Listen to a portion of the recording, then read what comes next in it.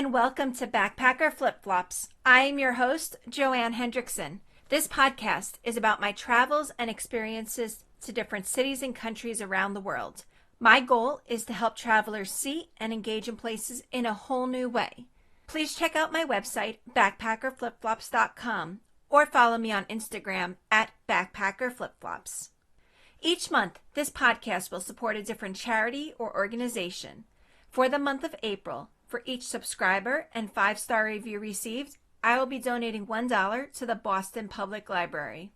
My friend Don is fundraising for the Boston Public Library as part of a Boston Marathon charity bib.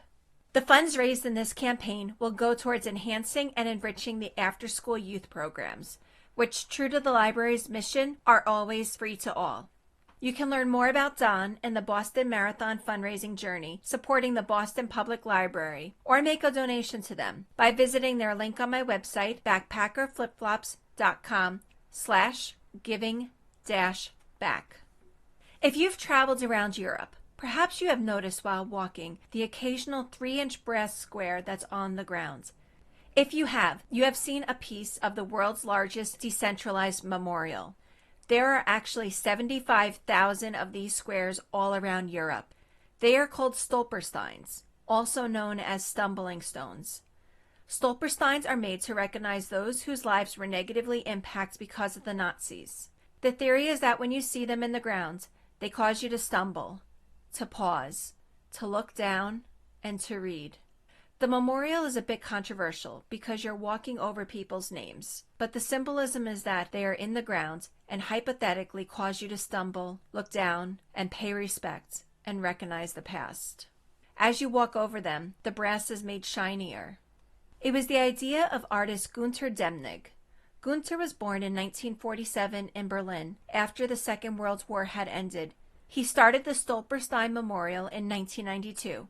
Stolpersteins can be found in over 1,000 German cities and over 20 countries. Each stone typically starts with the words, "Here lived," to show that at times we think, this could never happen here, but actually it did happen right here. These stones are laid at a person's last place of residency they freely chose before falling victim to Nazi terror. A Stolperstein symbolically brings the victims back to their neighborhoods, to the places where they rightfully belonged. In cases where the actual houses that they lived in were destroyed during World War II or during later reconstruction of the cities, some Stolpersteins have been installed at the former site of the house. They can also be installed at a victim's workplace, worship place, or somewhere else that they spent a significant amount of time. The majority of Stolpersteins recognize Jewish victims of the Holocaust, though there are many that have been placed for the Sinti and Romani people, homosexuals, the disabled, Jehovah's Witnesses, members of opposing political parties, anti-Nazi resistance, and Christian opposition, along with others singled out by the Nazis. The stone will also provide a birth date, if known. It will provide information such as if the person was deported, murdered at a concentration camp, escaped, committed suicide, whatever details and dates and locations are known. Many Stolpersteins recognize people who died, but there are ones for those who survived the war as well. The Stolperstein website states, "We prefer not to pass judgment on who was a victim of National Socialism or not. We cannot begin to measure the suffering of a person who had to hide and or leave their home, or survive one of several concentration camps, and do not want to have to." Research about potential future Stolperstein locations is usually done by local school children, victims' relatives, local historical organizations, and searching databases. The cost of a Stolperstein is €120 and is typically covered by individual donations or community groups. Each individual Stolperstein is manufactured by hand to prevent the process from being anonymous. Each stone was a person, a life, and a story, and unique. Around 440 Stolpersteins are made each month, and it may take several months from the application to a new Stolperstein finally being installed. I have been fascinated by the Stolperstein project for a long time. My interest spiked even more, especially 2 years ago, when I took a walking tour around the old Jewish section of Berlin. A few months ago, I was traveling to Germany to run the Berlin Marathon. On a prior trip to Berlin, I found the Stolperstein for Fritz Pfeffer, who was in the secret annex with Anne Frank's family, and I wanted to see what other Stolpersteins may be in the area so I could walk by and pay my respects. I visited the Stolperstein website and saw a section called Timetable, and I clicked on it. I saw that it showed the dates, past and future, that Stolpersteins were being installed and where. I looked to September and found that there were 2 days that Stolpersteins were going to be installed in Germany while I was in Germany. It was happening in Cologne, which I was already hoping to make a detour to. I started wondering if I could actually attend the laying of a Stolperstein. I contacted the Stolperstein website for more information, and they said that the National Socialism Documentation Center in Cologne was handling the details and provided their contact information to reach out to them. I knew that it was a museum, but I'll admit I felt a bit weird reaching out to something called the Nazi Documentation Center. However, the employee I communicated with via email was extremely helpful and provided me with a schedule for the 2 days and addresses. For this opportunity and some other reasons, I did decide to plan that detour to Cologne. Looking over their Cologne schedule and map, I picked one of the ceremonies to go to. I did not know any of the details about who it was for, minus that it was someone whose life had been negatively affected by the Nazis. The morning of the ceremony, I found myself on a side street in Cologne, outside of the downtown area. It was slightly raining. I started debating if my outfit was appropriate. I wasn't going to a celebration, but it wasn't a funeral either. It was recognizing someone whose life was hurt, which was bad, but they were going to be memorialized forever, which was something good, right? I was nervous as I made my way to the address and saw a few people standing there. They were outside of a nightclub at 9 a.m. 2 people were holding flowers. I asked in English if they were there for the Stolperstein ceremony. There was already a few Stolpersteins built into the grounds, and today, one for a man named Hugo would be installed as well. An older gentleman came up to me and introduced himself and his wife. He spoke in perfect English. He was extremely friendly and asked what brought me there, and I explained how I'd been fascinated by the Stolperstein project and made this detour to Cologne for a few days before I made my way to Berlin to run a marathon. I asked why he was there, and he shared that the stone was being put out for his father. I'll admit I felt like a jerk, thinking of myself more as a tourist than as a family member, but he was still so welcoming, and in fact, he grew up in England and was so happy to have another English speaker there. I asked him what happened to his father, if he was comfortable sharing it with me, and he told me his father's story. The first thing he said was that his father died in the 1980s, so that meant he survived the war. Hugo's story was fascinating.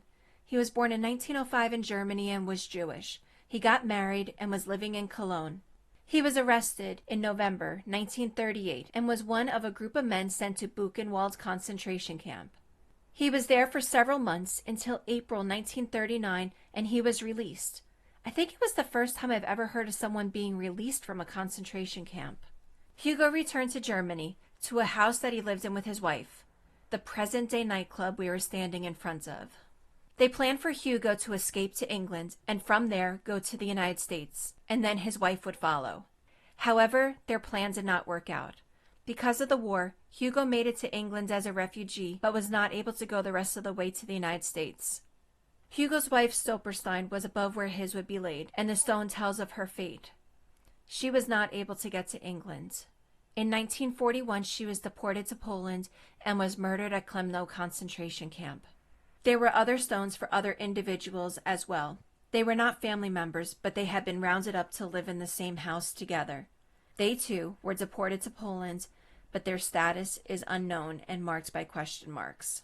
After the war, Hugo remarried in 1946 and stayed in England and had a family, which that day I was meeting his son. He was a lot more open to talking about his family's experience, and I guess in some ways it was an easier experience because his father had survived. His mother was never sent to a concentration camp. His stepmom's stone was previously installed, but he had no emotional connection to her. His father lived into his 80s and had a good life after his experience, and his son was a kind-hearted and welcoming individual. I'll admit I was caught a little off guard that the Stolperstein was for someone who didn't die. I think that's because of the sheer number I'd seen in so many places over the years that included the word died. But as someone without an emotional attachment to the person being recognized, attending one for someone who survived, especially alongside his family, made this an easier one to attend. Stolpersteins are commemorative stones and not gravestones. 2 of the other people there were people who paid for the stone. They had no relation to the family and were just good people who do good work. There was also a representative from the Nazi Documentation Center, the person I had communicated with via email earlier. There was also some people from Gunther's team, but Gunther had not arrived yet. But a few minutes later, an older man wearing a denim shirt and a cowboy hat showed up. It was Gunther. Gunther is an incredible person. He installs every Stolperstein himself, and he was doing almost 20 events in 2 days while in Cologne.